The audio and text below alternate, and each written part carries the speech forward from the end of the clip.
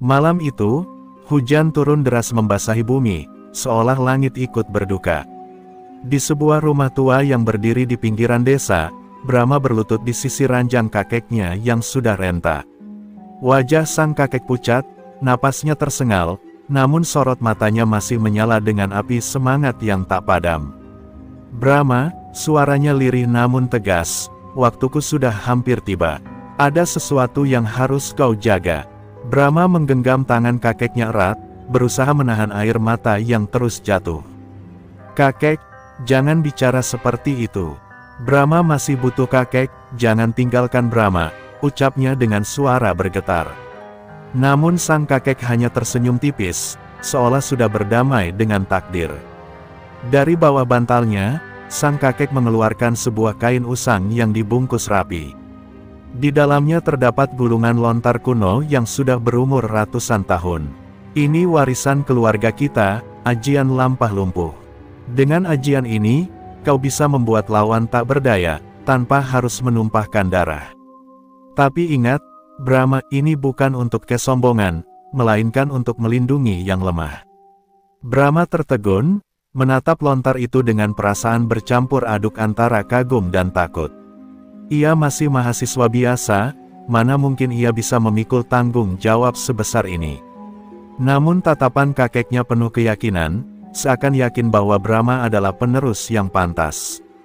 Dulu, ajian ini menjaga banyak orang dari para penindas. Sekarang, dunia tak pernah berubah, kejahatan tetap ada di mana-mana. "Kau harus jadi penjaga, meski dalam diam," lanjut sang kakek. Suaranya semakin melemah, tapi setiap kata seakan terpatri di dalam hati Brahma. Petir menyambar, menerangi wajah sang kakek yang mulai pucat pasi. Dengan sisa tenaga terakhir, ia meraih tangan Brahma, lalu menempelkan gulungan lontar itu di dada cucunya. "Ingat pesan kakek, jangan biarkan warisan ini jatuh ke tangan orang yang salah." Suara itu lalu terputus, bersamaan dengan hembusan napas terakhir. Brahma berteriak, mengguncang tubuh kakeknya yang telah terbujur kaku.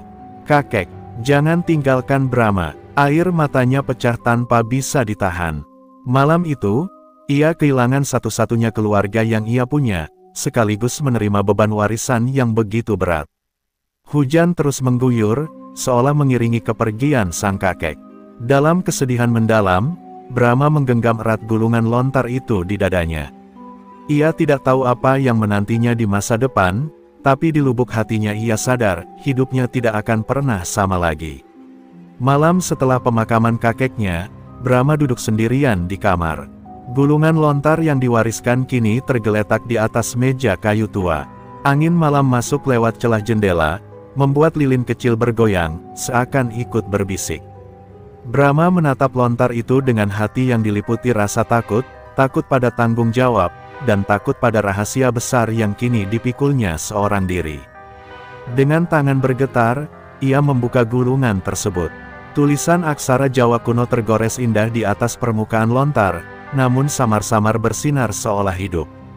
Brahma berusaha membaca, namun setiap huruf terasa seperti menguji nyali dan keteguhan hatinya. Saat ia mencoba mengucapkan bait pertama, tiba-tiba angin berhembus kencang, lilin padam, dan tubuhnya terasa gemetar dari ujung kaki hingga kepala. Kilatan cahaya menyambar, membuat ruangan seakan dipenuhi bayangan kakeknya. Brahma terkesiap, sosok itu berdiri tegap, memandangnya dengan tatapan dalam.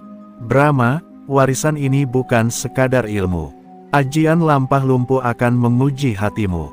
Jika kau salah melangkah, bukan hanya musuhmu yang lumpuh, tapi juga jiwamu sendiri." Suara itu bergema, samar antara nyata dan khayal. Brahma terjatuh ke lantai, menggenggam dadanya yang berdegup kencang. Ia tidak tahu apakah itu halusinasi atau pesan gaib dari sang kakek.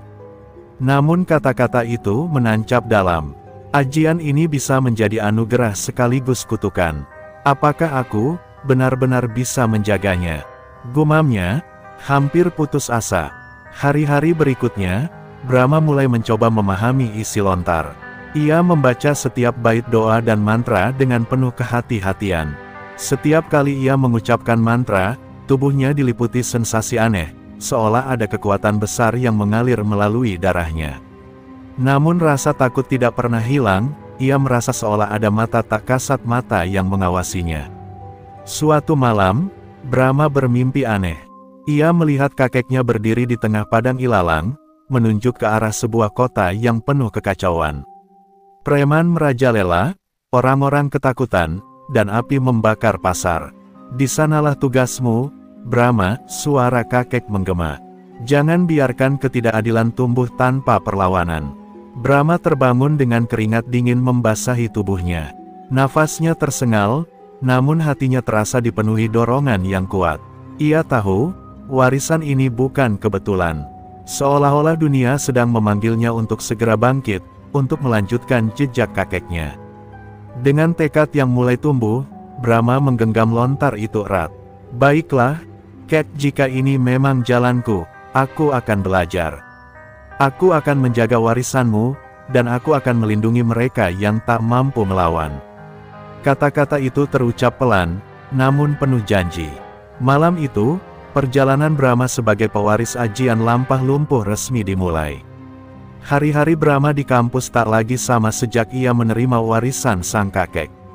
Ia tetap duduk di kelas, mencatat materi, tertawa bersama teman-temannya, tetapi jauh di dalam hatinya ada beban yang terus menghantui. Lontar itu kini selalu ia simpan di dalam laci meja kamarnya, terkunci rapat. Setiap kali mengingat pesan kakeknya, jantung Brahma berdegup keras seolah mengingatkan, kau bukan lagi mahasiswa biasa. Suatu sore, Brahma menyaksikan sendiri betapa pesan kakeknya bukan sekadar mimpi. Di pelataran kampus, sekelompok mahasiswa baru dipalak oleh 3 preman yang dikenal sering berkeliaran di sekitar universitas. Mereka memaksa dengan nada kasar, menendang motor, bahkan merampas dompet secara terang-terangan. Orang-orang hanya bisa menonton, pura-pura tak peduli, takut ikut jadi korban. Brahma menggertakkan gigi, tangannya mengepal kuat. Hatinya memberontak melihat ketidakadilan itu. Dalam benaknya, ia mendengar suara kakeknya yang samar, lampahmu bukan untuk dirimu sendiri, tapi untuk mereka yang tak berdaya. Namun langkahnya terhenti. Ia merasa takut kekuatannya membahayakan orang lain, takut menjadi pusat perhatian, takut rahasianya terbongkar. Sahabatnya, Ardi, sempat menarik lengan Brahma. Biarkan saja, Rama, preman-preman itu memang begitu. Jangan ikut campur, nanti malah kita yang celaka. Brahma hanya bisa diam, menunduk. Tetapi di dalam dadanya ada api yang semakin membara. Ia tahu ia tak bisa terus bersembunyi. Malamnya, Brahma duduk di kamar dengan pikiran kalut. Ia mengingat wajah mahasiswa baru yang ketakutan, menangis sambil merapikan buku-buku mereka yang berserakan. Rasa bersalah menyesakkan dada. Kalau aku diam, aku sama saja dengan mereka yang pura-pura tidak melihat, bisiknya lirih, menatap lontar di atas meja. Brahma mencoba membaca ulang mantra lampah lumpuh. Saat bait terakhir diucapkan, hawa dingin menyelimuti ruangan, tubuhnya seperti kehilangan bobot, lalu muncul getaran halus dari telapak tangannya. Ia merasakan kekuatan itu nyata, bukan sekadar dongeng. Namun justru karena nyata, ia semakin gelisah, bagaimana kalau aku tak bisa mengendalikannya. Di luar, terdengar suara gaduh. Ternyata beberapa preman yang sama datang lagi, kali ini membuat keributan di warung dekat kosan mahasiswa. Brahma terdiam, tubuhnya bergetar. Semua ketakutannya bercampur dengan keberanian yang berusaha bangkit. Hatinya seperti ditarik dua arah. Menjadi mahasiswa biasa yang pasif, atau melangkah sebagai pewaris ajian kakek. Ia berdiri perlahan, menatap bayangan dirinya di kaca jendela. Kakek, apa ini waktunya? Gumamnya lirih. Malam itu, untuk pertama kalinya Brahma benar-benar tergoda untuk menguji warisan yang ada di dalam dirinya. Sebuah awal dari kegelisahan yang akan mengubah jalan hidupnya selamanya. Keributan di warung mahasiswa semakin menjadi. Suara pecahan gelas dan teriakan orang-orang terdengar hingga ke kamar Brahma. Ia menutup matanya, mencoba menahan diri, namun wajah mahasiswa yang dipalak kemarin terus menghantui pikirannya. Kalau aku diam lagi, aku sama saja dengan pengecut, bisiknya, lalu melangkah keluar dengan langkah ragu. Di depan warung, 3 preman tengah menendang meja dan memaksa pemilik warung menyerahkan uang. Beberapa mahasiswa hanya bersembunyi di balik dinding, tak berani berbuat apa-apa. Brahma berdiri di ujung jalan, tubuhnya gemetar, namun di dalam dadanya ada suara lain yang lebih kuat, gunakan warisanmu, Brahma. Lindungi mereka. Dengan napas tertahan, ia mulai merapal bait ajian lampah lumpuh yang sudah dihafalnya dari lontar. Suara dalam hatinya bergema, seakan mantra itu menyatu dengan darah dan tulang. Saat bait terakhir diucapkan, hawa aneh menyelimuti udara, angin berdesir tanpa arah, dan telapak tangan Brahma terasa hangat berdenyut. Salah satu preman menoleh, melihat Brahma yang berjalan mendekat. Anak kampus sok jagoan, teriaknya sambil melangkah maju. Namun ketika ia berusaha menyerang, tubuhnya mendadak kaku. Tangannya yang terangkat untuk memukul seakan terkunci di udara, lalu jatuh tak berdaya. Preman itu terperosok ke tanah, matanya terbelalak ketakutan. 2 preman lainnya panik. Mereka mencoba menyerang bersamaan, namun langkah mereka goyah seolah kehilangan tenaga. Satu persatu tubuh mereka limbung, lalu jatuh berlutut, tak mampu bergerak. Hanya suara erangan lemah yang keluar dari mulut mereka, seakan tenaga mereka disedot habis oleh kekuatan tak terlihat. Orang-orang yang menonton terperangah. Mahasiswa yang bersembunyi perlahan keluar, memandang Brahma dengan mata terbelalak. Apa yang barusan terjadi? Bisik salah satu dari mereka. Brahma sendiri terkejut dengan hasilnya, ia tak menyangka ajian itu benar-benar bekerja sehebat itu. Pemilik warung yang tadi ketakutan kini menangis haru, berulang kali mengucapkan terima kasih. Namun Brahma hanya berdiri terpaku, jantungnya berdentum keras. Ia merasakan tubuhnya lemas setelah mengeluarkan ajian itu, seperti kehilangan sebagian tenaganya. Dalam hatinya, ia sadar kekuatan ini bukan sekadar warisan, tapi juga beban yang harus ia pertanggungjawabkan. Brahma berbalik dan berjalan pergi tanpa sepatah kata, meninggalkan kerumunan yang masih terkejut. Dalam benaknya, suara kakeknya kembali menggema, "Ingat, Brahma, kekuatan ini bukan untuk kesombongan." Malam itu, ia tahu jalan hidupnya benar-benar telah berubah, dan pertarungan pertamanya hanyalah awal dari badai yang lebih besar. Kabar tentang 3 preman yang tumbang di depan warung mahasiswa menyebar cepat seperti api disiram bensin. Dalam semalam, nama Brahma jadi bisik-bisik di setiap sudut kampus. Sebagian mahasiswa menganggapnya pahlawan, sebagian lagi khawatir ia akan membawa masalah besar. Dan kekhawatiran itu terbukti tak lama kemudian. Di sebuah markas kumuh di pinggiran kota, Surya Hitam, pemimpin preman yang dikenal kejam, mendengar laporan anak buahnya. Wajahnya mengeras, matanya berkilat penuh amarah. "Kalian dipermalukan oleh satu mahasiswa," bentaknya sambil menghantam meja kayu hingga retak. Ruangan hening, hanya terdengar napas tertahan dari preman-preman yang ketakutan.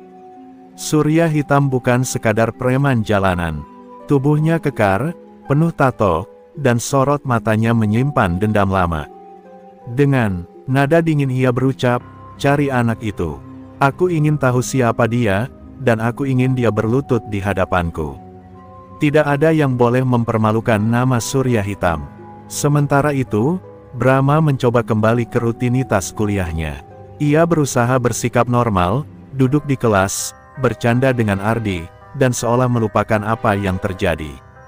Namun dalam diam, ia menyadari setiap langkahnya mulai diikuti. Ada wajah-wajah asing yang mengawasinya dari jauh, menunggu waktu yang tepat untuk bergerak. Suatu sore, saat Brahma berjalan pulang dari kampus, 4 orang preman menghadangnya di jalan kecil yang sepi. Mereka membawa balok kayu dan rantai, wajah mereka penuh dendam. "Kau mahasiswa sok jagoan itu?" "Iya." Salah satu mendesis. Brahma merasakan hawa dingin merambat di punggungnya, namun ia berdiri tegak, mencoba menahan gemetar. Preman pertama menerjang, namun Brahma sudah bersiap. Ia merapal bait ajian dengan cepat. Seketika tubuh lawannya goyah, rantai yang hendak diayunkan terlepas begitu saja. Satu demi satu, lawan mulai kehilangan kendali tubuhnya, jatuh bergelimpangan. Brahma berhasil menundukkan mereka, tapi tubuhnya semakin lemah setelah setiap kali menggunakan ajian itu. Dari kejauhan, seseorang mengamati pertarungan itu dengan senyum tipis. Surya hitam sendiri, berdiri dengan tangan terlipat, matanya penuh kilatan ganas. "Jadi kau cucu dari orang itu," gumamnya pelan. "Sepertinya takdir akhirnya mempertemukan kita." Ia berbalik, meninggalkan tempat itu, tapi jelas satu hal, Brahma kini telah menjadi target buruan yang serius. Malam itu, Brahma duduk di kamarnya dengan tubuh lelah. Ia menatap lontar warisan kakeknya, hatinya penuh kegelisahan. Ia sudah merasakan sendiri, setiap kemenangan membawa risiko lebih besar. Dan kini, ia tahu bahwa bayangan hitam yang mengintainya jauh lebih berbahaya daripada sekadar preman biasa. Sejak malam itu, tidur Brahma tak pernah nyenyak. Ia sering terbangun oleh mimpi buruk, bayangan surya hitam berdiri di tengah kegelapan, menatapnya dengan mata merah menyala. Setiap kali terbangun, tubuhnya basah kuyup oleh keringat dingin. "Kenapa tatapannya terasa begitu nyata?" gumamnya sambil menatap kosong ke langit-langit kamar. Di kampus, suasana semakin mencekam. Mahasiswa mulai resah karena mendengar kabar bahwa geng surya hitam berniat membersihkan kampus dari siapapun yang dianggap menentang mereka. Brahma yang mencoba berbaur pun merasakan tekanan besar, tatapan curiga, bisik-bisik, bahkan beberapa teman menjauh karena takut ikut terseret masalah. Suatu sore, Brahma mendengar desas-desus mengejutkan dari seorang dosen tua yang dekat dengan almarhum kakeknya. "Brahma, hati-hati dengan surya hitam. Dulu, dia bukan sekadar preman. Dia mantan murid dari perguruan silat hitam yang pernah menantang kakekmu. Ilmunya kotor, penuh tipu daya. Tidak heran jika dendamnya diwariskan sampai sekarang." Kata-kata itu membuat dada Brahma semakin sesak. Brahma termenung lama di perpustakaan, memandangi lontar warisan kakeknya. Kini ia mengerti mengapa surya hitam begitu mengincarnya. Ini bukan sekadar masalah geng jalanan, melainkan pertarungan lama yang diwarisi lintas generasi. "Jadi, aku dipaksa masuk ke dalam dendam masa lalu," pikirnya getir. Malam itu, ketika Brahma berjalan pulang melewati lorong sepi, langkahnya terhenti. Dari balik bayangan, surya hitam muncul dengan aura mencekam. Tubuh kekarnya tertutup jaket kulit, dan matanya menyala tajam. "Cucu si tua itu," katanya dengan suara berat. "Aku sudah lama menunggu saat ini. Darahnya mengalir dalam tubuhmu, dan aku akan menghapusnya malam ini." Brahma menelan ludah, jantungnya berdentum cepat. Ia merapal pelan bait ajian lampah lumpuh, namun kali ini berbeda, surya hitam hanya terkekeh dingin. "Ilmu itu, aku mengenalnya. Aku pernah hampir merebutnya dari kakekmu. Kau pikir bisa melumpuhkan aku semudah anak buahku?" Suara tawanya menggema, membuat bulu kuduk Brahma meremang. Tiba-tiba, surya hitam menghantam tanah dengan telapak tangannya, dan seketika tanah bergetar. Aura hitam pekat menyelimuti lorong itu, membuat udara menjadi berat dan pengap. Brahma tersentak, untuk pertama kalinya, ia merasakan ajian warisan kakeknya goyah, seakan kekuatannya dilumpuhkan oleh energi gelap lawannya. Dengan langkah tenang, surya hitam mendekat. "Aku akan membuatmu berlutut, Brahma, dan aku akan memastikan warisan kakekmu hilang bersama tubuhmu yang remuk." Malam itu, Brahma sadar, pertempurannya bukan lagi melawan preman jalanan biasa, melainkan menghadapi bayangan kegelapan yang sejak lama menunggu untuk menghancurkan dirinya. Keesokan harinya, kampus berubah menjadi ladang ketakutan. Puluhan preman surya hitam menduduki gerbang depan, memalak mahasiswa yang hendak masuk. Ada yang dipaksa menyerahkan dompet, ada pula yang dipukul hanya karena mencoba melawan. Suasana akademik yang biasanya penuh tawa berubah mencekam, seolah kampus telah jatuh ke tangan penjahat. Brahma menyaksikan semua itu dari kejauhan. Hatinya bergejolak, amarahnya mendidih, namun ia masih ingat bagaimana hampir kehilangan kendali semalam. "Jika aku terbawa murka lagi, aku bisa berubah menjadi monster," bisiknya dengan wajah gelisah. Tapi di saat yang sama, suara jeritan mahasiswa yang dipukul membuatnya tak tega. Di tengah kericuhan, Ardi mencoba menahan Brahma. "Rama, jangan gegabah. Mereka terlalu banyak. Kalau kau turun tangan sendirian, kau bisa celaka." Namun Brahma hanya menatap sahabatnya dengan mata penuh tekad.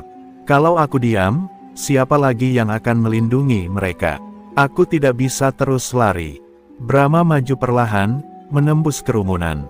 Beberapa preman segera menghadangnya. "Nah, ini dia bocah sakti itu." Salah satu berteriak sambil mengangkat balok kayu. Brahma menarik napas panjang, menutup mata, lalu mulai merapal bait ajian lampah lumpuh dengan penuh kendali. Hawa tenang menyelimuti tubuhnya, berbeda dari sebelumnya yang penuh amarah. Sekelompok preman tiba-tiba jatuh terhuyung, kaki mereka tak lagi mampu berdiri. Balok kayu terlepas, rantai besi terjatuh, tubuh mereka kaku tanpa bisa bergerak. Mahasiswa yang menyaksikan adegan itu terdiam, lalu mulai bersorak kecil, menyadari ada harapan di tengah teror. Namun Surya Hitam tidak tinggal diam. Dari balik kerumunan, ia muncul dengan tatapan penuh murka. "Cukup dengan permainan ini, Brahma," teriaknya lantang. Tangannya menepuk keras tanah, dan seketika aura hitam menyelimuti lapangan kampus. Banyak mahasiswa menjerit ketakutan, berlari menyelamatkan diri. Pertarungan tak terhindarkan. Brahma berdiri tegak di hadapan Surya Hitam, dikelilingi puluhan mahasiswa yang menyaksikan dengan wajah pucat. Di satu sisi, ada rasa takut kehilangan kendali, di sisi lain, ada tanggung jawab besar yang menekan bahunya. "Aku tidak akan biarkan kau menguasai tempat ini," ucap Brahma, suaranya bergetar tapi penuh tekad. Suasana kampus berubah seketika menjadi medan perang tak kasat mata, antara ajian warisan kebaikan melawan ilmu hitam penuh kebencian. Malam sebelumnya, Brahma belajar menahan amarahnya. Hari ini, ia diuji untuk mengendalikannya di hadapan banyak orang. Dan hasilnya akan menentukan, apakah ia benar-benar layak menyandang warisan sang kakek, atau akan runtuh ditelan kegelapan. Pertarungan di kampus malam itu berakhir tanpa pemenang. Surya Hitam mundur setelah menyadari kekuatan Brahma semakin stabil, namun meninggalkan ancaman, "Kekuatanmu tak akan lama bertahan. Cepat atau lambat, kau akan runtuh seperti kakekmu." Kata-kata itu terus terngiang di kepala Brahma, membuatnya gelisah sepanjang malam. Keesokan harinya, Brahma kembali ke rumah peninggalan kakeknya. Ia merasa jawaban dari semua ini hanya bisa ditemukan di sana. Di lemari tua yang berdebu, ia menemukan sebuah kotak kayu berukir. Dengan hati-hati ia membukanya, dan di dalamnya tersimpan buku catatan kulit tua yang menguning dimakan usia. Saat membuka lembar demi lembar, Brahma terperangah. Catatan itu berisi perjalanan hidup sang kakek, pertempuran melawan para pendekar sesat, perjalanan spiritual yang panjang, hingga pertemuan dengan seorang murid pemberontak, Surya Hitam Muda. "Jadi benar, dia pernah jadi murid kakek," gumam Brahma dengan napas berat. Tulisan tangan itu menjelaskan bagaimana Surya Hitam dulu haus kekuasaan, ingin menjadikan ajian lampah lumpuh sebagai senjata untuk menundukkan banyak orang.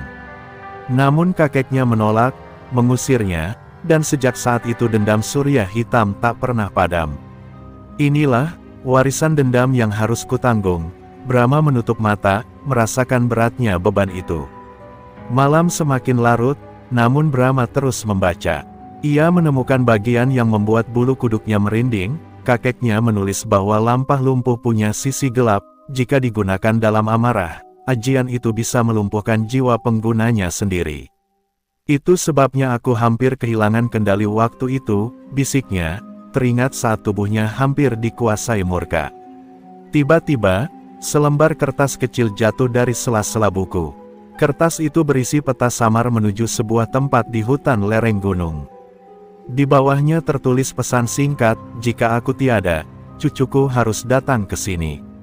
Ia akan menemukan jawaban." Brahma terdiam, menatap peta itu dengan tangan bergetar.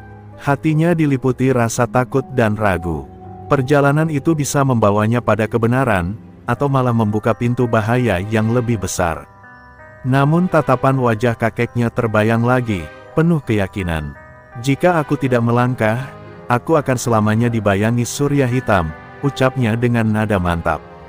Brahma menutup buku itu dengan penuh tekad. Malam itu ia bersumpah, ia akan mengikuti jejak masa lalu kakeknya, menemukan jawaban di tempat yang ditunjukkan peta. Sebab hanya dengan memahami akar dari ajian warisan ini, ia bisa benar-benar siap menghadapi surya hitam dan bayangan kegelapan yang terus mengejarnya. Subuh itu, Brahma berangkat mengikuti peta peninggalan kakeknya. Kabut tebal menyelimuti jalan menuju lereng gunung, membuat setiap langkah terasa berat. Hanya suara dedaunan yang bergesekan dan kicau burung jauh di atas yang menemaninya. Meski tubuhnya lelah, ada dorongan tak terlihat yang membuatnya terus melangkah. Aku harus menemukan jawabannya, batinnya berulang-ulang. Setelah berjam-jam berjalan, Brahma tiba di sebuah hutan lebat yang sunyi. Udara di sana begitu dingin, seakan menyimpan rahasia. Tiba-tiba ia melihat sebuah pondok tua tersembunyi di balik pepohonan rimbun. Atapnya hampir runtuh, namun dari dalam pondok itu keluar asap tipis, menandakan ada kehidupan. Dengan hati-hati, Brahma mendekat. Ketika pintu pondok terbuka, muncullah seorang lelaki tua dengan janggut putih panjang dan sorot mata tajam. Wajahnya penuh keriput, tapi auranya kuat. Akhirnya, cucu itu datang juga, ucap lelaki itu tenang, seolah sudah menunggu kedatangan Brahma sejak lama. Brahma terperangah. Anda siapa? Tanyanya gugup. Lelaki tua itu tersenyum samar. Namaku Ki Jagatpati. Aku sahabat sekaligus saudara seperguruan kakekmu. Aku tahu kau akan datang, karena ia meninggalkan pesan untukku. Kau, pewaris lampah lumpuh, bukan? Brahma hanya bisa mengangguk, dadanya berdebar keras. Ki Jagatpati menatapnya lama, lalu menghela napas. Kekuatan itu bukan sekadar warisan. Ia adalah ujian bagi jiwa. Jika kau gagal menahan amarahmu, kau akan hancur. Dan aku tahu, kau sudah hampir jatuh ke dalam jebakan itu. Kata-kata itu menusuk hati Brahma, mengingatkan kembali pada pertarungannya melawan surya hitam. Aku ingin belajar, suara Brahma terdengar mantap meski penuh keraguan. Aku tidak ingin dikuasai amarah. Aku ingin menggunakan ajian ini untuk melindungi, seperti pesan kakek.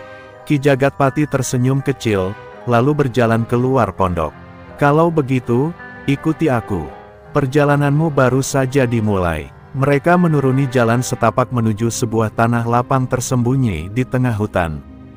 Di sana, Brahma melihat batu-batu besar yang diukir dengan aksara kuno, lingkaran tanah hitam bekas api, dan pohon-pohon tua yang seakan menjadi saksi ribuan tahun ilmu leluhur. Hatinya bergetar, ia merasa benar-benar berada di hadapan sesuatu yang agung. Ki Jagatpati berdiri di tengah lapangan itu, lalu menatap Brahma dengan tajam. Mulai hari ini, kau bukan lagi hanya seorang mahasiswa. Kau adalah pewaris yang harus menanggung beban kebaikan sekaligus bahaya. Kau siap? Brahma menelan ludah, lalu mengangguk tegas. Malam itu, pertemuan dengan guru rahasia mengubah jalan hidupnya untuk selamanya. Hari-hari pertama bersama Ki Jagatpati menjadi ujian terberat bagi Brahma. Bukan sekadar latihan fisik, melainkan pergulatan batin yang membuatnya nyaris menyerah. Setiap pagi, ia harus bermeditasi berjam-jam di atas batu basah, menahan dinginnya embun gunung, sementara pikirannya dipaksa untuk tetap jernih. Kekuatan bukan lahir dari otot, melainkan dari hati yang tenang, suara Ki Jagatpati terus menggema di telinganya. Namun ketenangan bukanlah hal mudah bagi Brahma. Setiap kali ia mencoba memusatkan pikiran, bayangan wajah-wajah mahasiswa yang dipukuli preman, suara ejekan surya hitam, hingga ingatan kakeknya yang terbaring tak bernyawa, selalu muncul dan mengganggu. Tubuhnya bergetar, emosinya bergolak. Ia bahkan sempat berteriak marah, membuat Ki Jagatpati hanya menghela napas panjang. Selama amarah itu masih menguasaimu, ajian lampah lumpuh hanya akan jadi kutukan, ucap Ki Jagatpati dengan tatapan tajam. Brahma menunduk, merasa gagal. Namun di lubuk hatinya, ia tahu ia tak bisa menyerah. Ia harus belajar, atau segalanya akan berakhir sia-sia.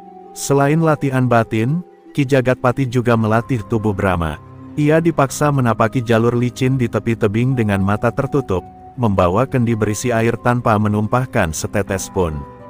Ia juga dilatih menahan pukulan kayu tanpa melawan, agar tubuh dan hatinya terbiasa menerima tanpa balas dendam. Sakitnya luar biasa, namun setiap luka membuatnya lebih kuat. Suatu malam, ketika Brahma hampir kelelahan, Ki Jagatpati mengajaknya duduk di depan api unggun.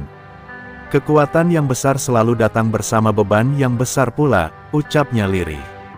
Kau bukan hanya melawan surya hitam, Rama.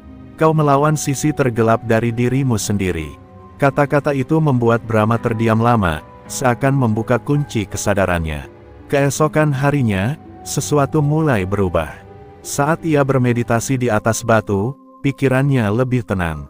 Bayangan dendam masih muncul, tapi kali ini tidak lagi membakar hatinya. Ia hanya membiarkannya datang, lalu menghilang. Untuk pertama kalinya, ia merasakan damai. Ki Jagatpati tersenyum tipis, tahu bahwa murid barunya mulai memahami inti pelajaran. Brahma juga mulai merasakan kekuatan ajian lampah lumpuh bekerja lebih halus. Jika sebelumnya energinya meledak-ledak, kini ia bisa mengarahkannya dengan lembut. Seekor burung yang hinggap di dekatnya mendadak diam, seolah tubuhnya lumpuh sesaat, tapi tanpa rasa sakit. Aku bisa mengendalikan ini, bisiknya, penuh haru. Latihan itu masih panjang, namun Brahma tahu ia berada di jalan yang benar. Dalam hening malam, ia menatap bintang, membayangkan wajah kakeknya. Kakek, aku akan menjaga warisan ini, bukan dengan amarah, tapi dengan hati yang jernih, ucapnya pelan. Dan untuk pertama kalinya, Brahma merasa siap menghadapi takdir yang menunggunya. Malam itu, hutan, lereng gunung yang biasanya hening mendadak terasa mencekam. Angin berhembus membawa aroma anyir, seolah menandakan kehadiran sesuatu yang gelap. Brahma, yang tengah bermeditasi, tiba-tiba merasakan getaran aneh.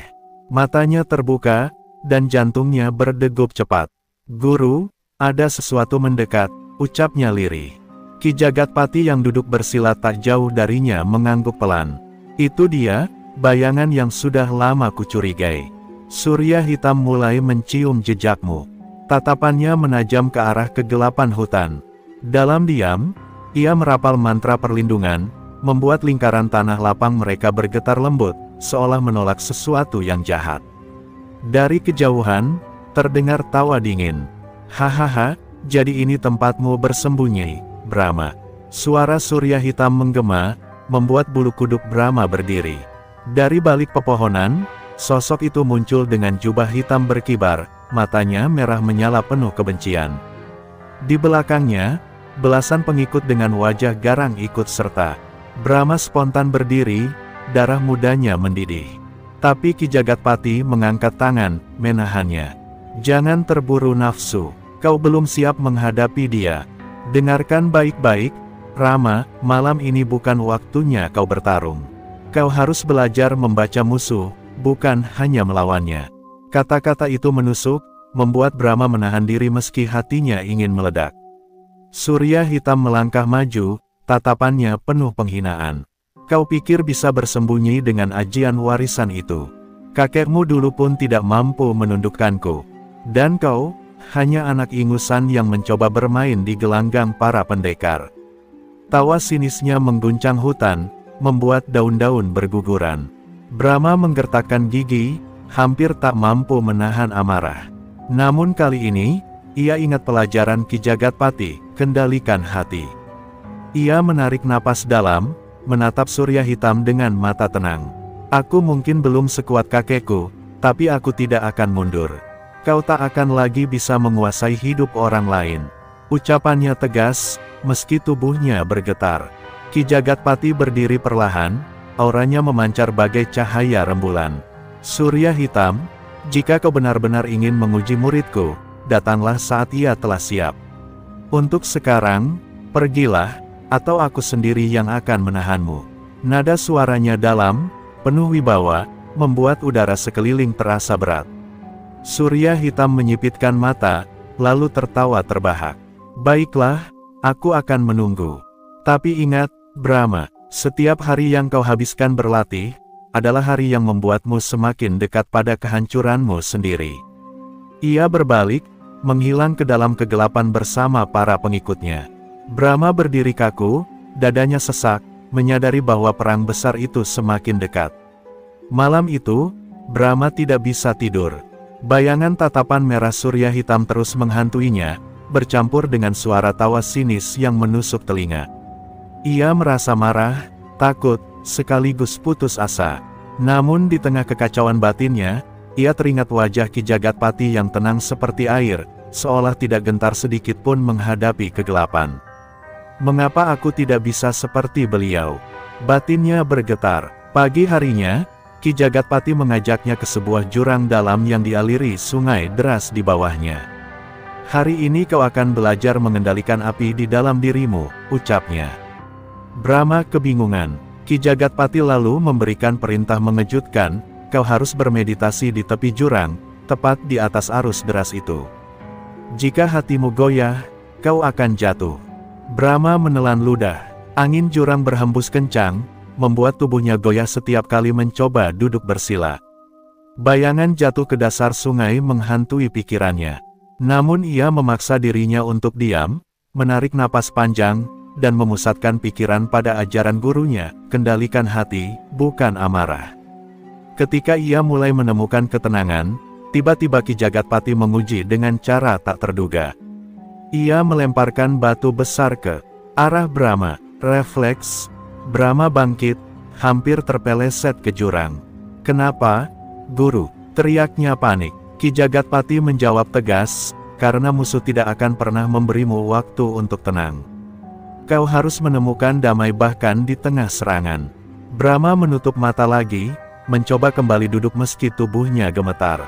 Kali ini, ketika batu berikutnya meluncur, ia tidak bangkit dengan panik. Ia tetap duduk, membiarkan tubuhnya bergerak seperlunya, mengarahkan energi ajian lampah lumpuh untuk menahan dorongan itu. Batu jatuh ke samping tanpa melukainya. Untuk pertama kalinya, ia berhasil mengendalikan diri.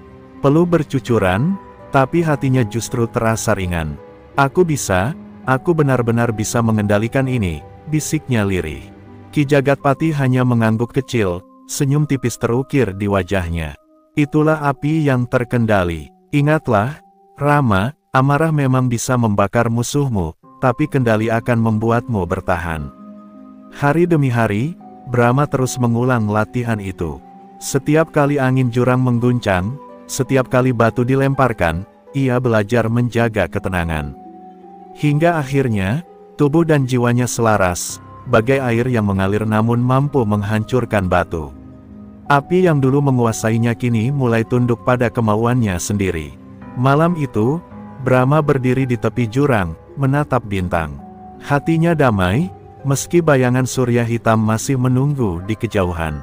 Ia tahu, pertarungan besar belum berakhir. Namun kini ia berbeda, bukan lagi mahasiswa yang dikendalikan amarah, melainkan pewaris ajian yang mulai memahami makna sesungguhnya. Aku siap, apapun yang menanti. Ketika Brahma sibuk memperdalam latihannya bersama Ki Jagatpati, kampus yang pernah ia tinggalkan kembali dipenuhi teror. Surya hitam, yang tak lagi sabar menunggu, mengirimkan ratusan preman untuk menguasai setiap sudut. Mereka bukan hanya memalak, tetapi juga merusak fasilitas, menebar ancaman, bahkan melukai dosen yang mencoba melawan.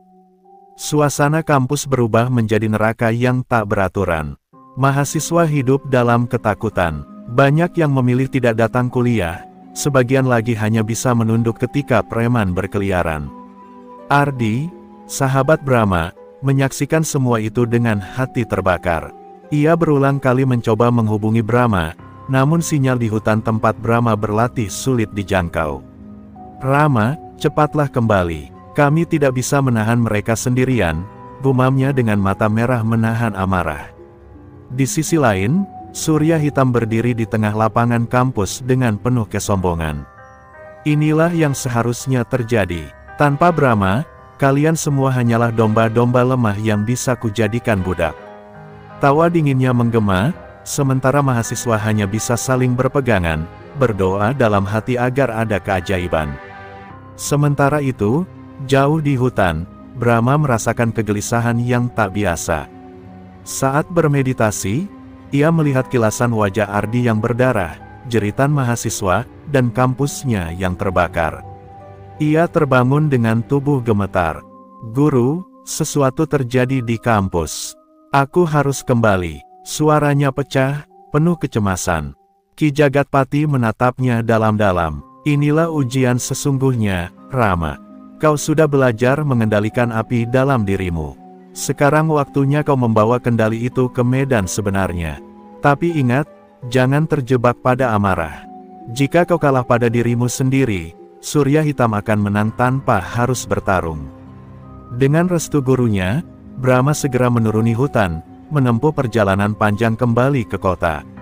Langkahnya cepat, napasnya berat, namun tekadnya tak tergoyahkan.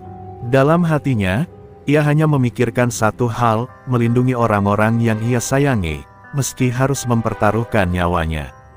Saat tiba di gerbang kampus, pemandangan yang ia lihat membuat darahnya mendidih.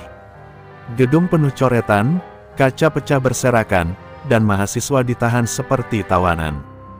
Di tengah kekacauan itu, ia melihat Ardi dipukul jatuh ke tanah, darah mengalir dari pelipisnya. "Ardi!" teriak Brahma dengan suara menggema.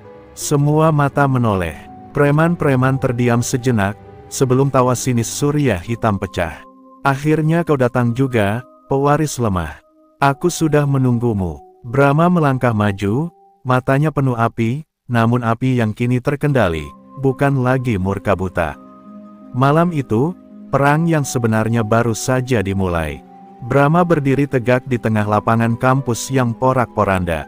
Sorot matanya tajam, penuh tekad, membuat preman-preman yang semula bersorak menjadi gugup. Angin berhembus kencang, seolah merasakan aura pertempuran yang tak terhindarkan.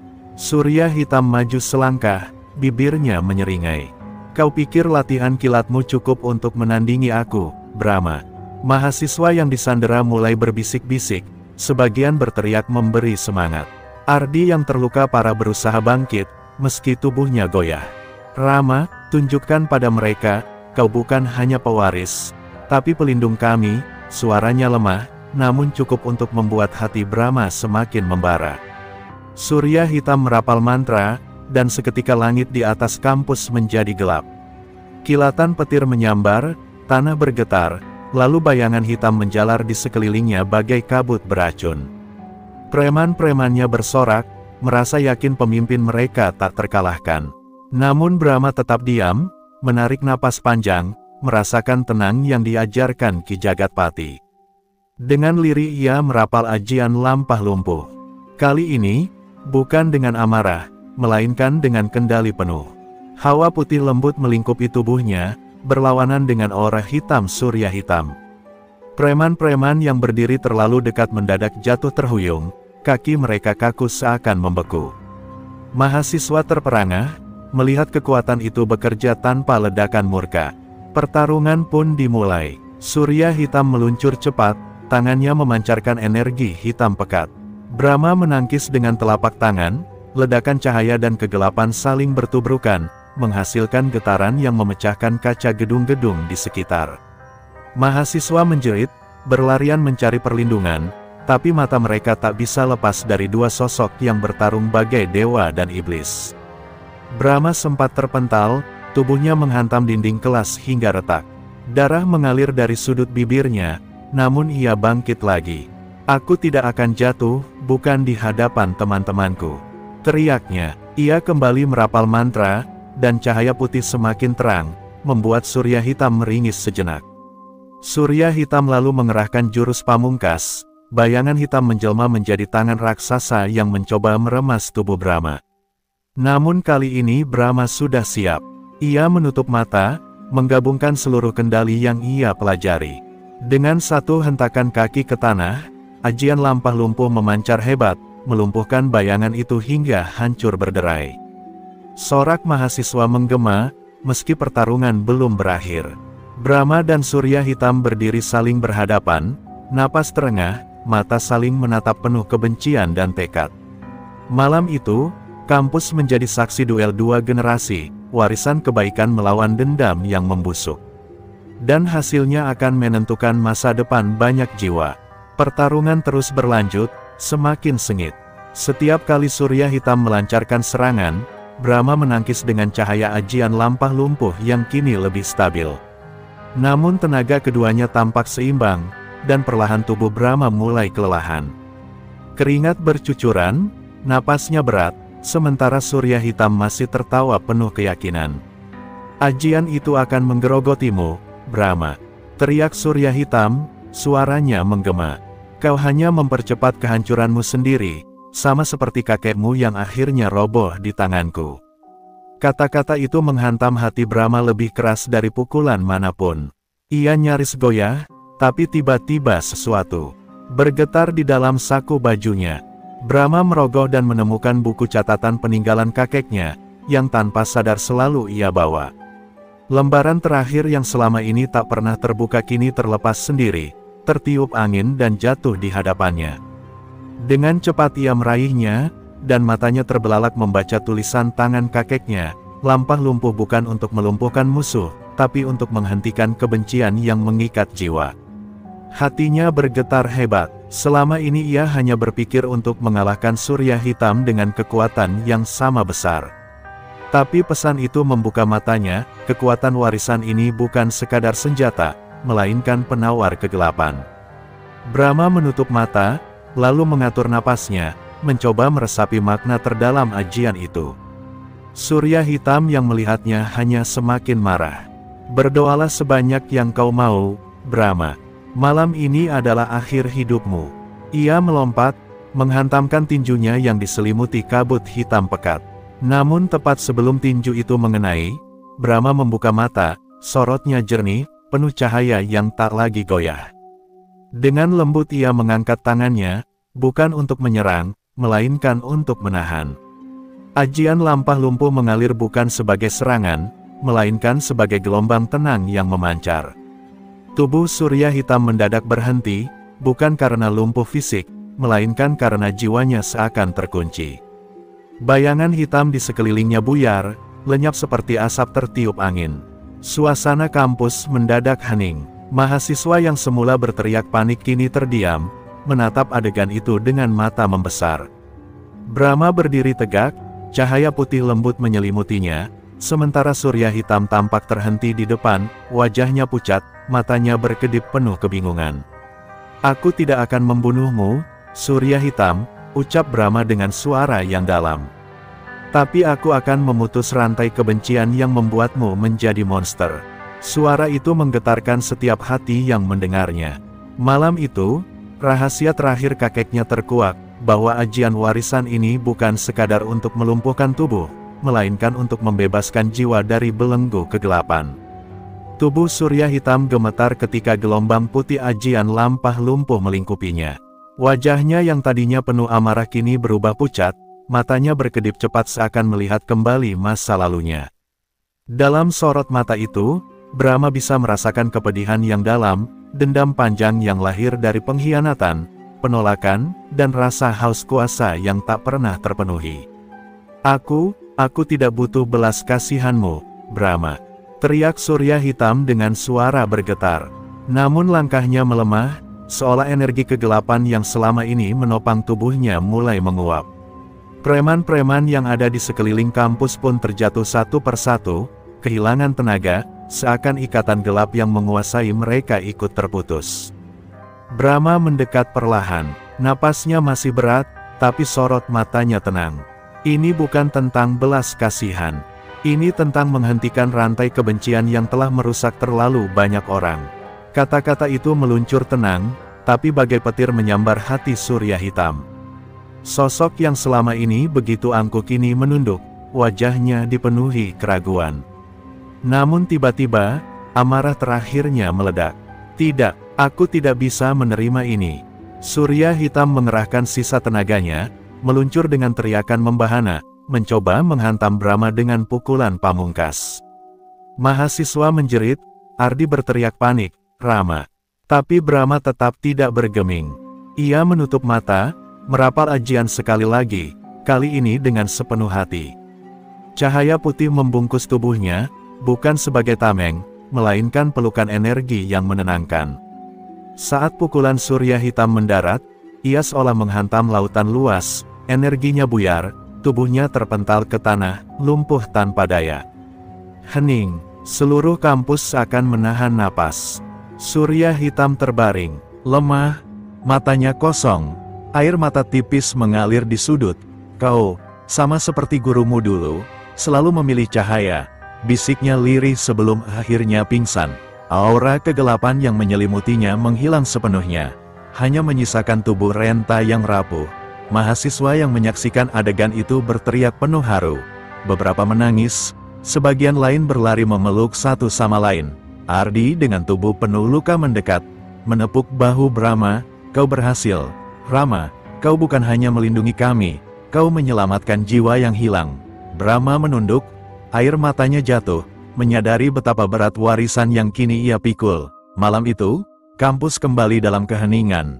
Brahma berdiri di tengah lapangan yang porak-poranda, menatap langit berbintang. Dalam hatinya ia berbisik kepada kakeknya, "Aku telah menuntaskan warisanmu, Kek." Bukan dengan amarah, tapi dengan cahaya. Perjalanan itu selesai. Namun jalan hidup barunya baru saja dimulai, sebagai penjaga, bukan hanya bagi dirinya, tapi bagi semua yang membutuhkan.